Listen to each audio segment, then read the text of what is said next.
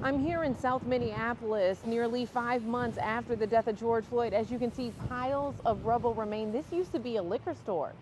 And if you take a look over here, there's an abandoned convertible that was actually set on fire.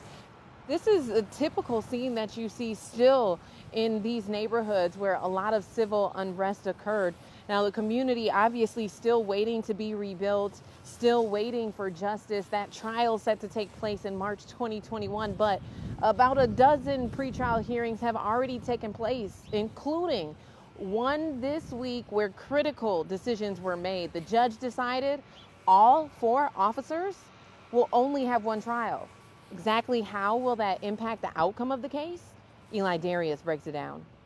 I can't breathe! I can't breathe! The 4 officers who murdered George Floyd are going to be tried jointly. Eli Darius, organizer with American Civil Liberties Union, says he believes this decision is a step in the right direction. I believe that the judge made the right decision. It allowed for less game playing with what's admitted into evidence. It allows for a much more organized and coherent prosecution in which they're really able to zero in. While some say officers like Thomas Lane, who was a rookie cop only on his 4th day, shouldn't get the same punishment as the other officers, Eli Darius sees it differently. They all cooperated together to murder him. They all participated in successive order to take his life. One held his feet, one held his torso, one held his knee to George Floyd's neck, and then one held the crowd back who were all screaming, "He's dying, he's no longer breathing, he's not moving.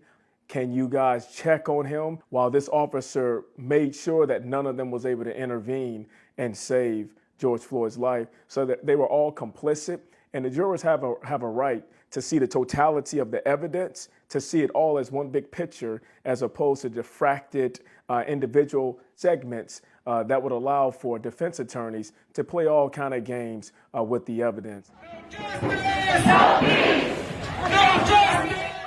There is a high level of urgency for justice to be rendered in this case. My expectation is that in this moment, in these times, these circumstances will allow for this system that has been very unjust towards us to finally render what many of us know is the expected outcome, and that's guilty verdicts in all 4 cases.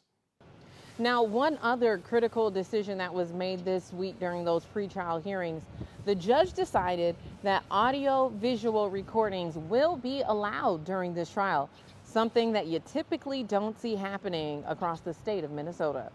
In South Minneapolis, I'm Georgia Ford.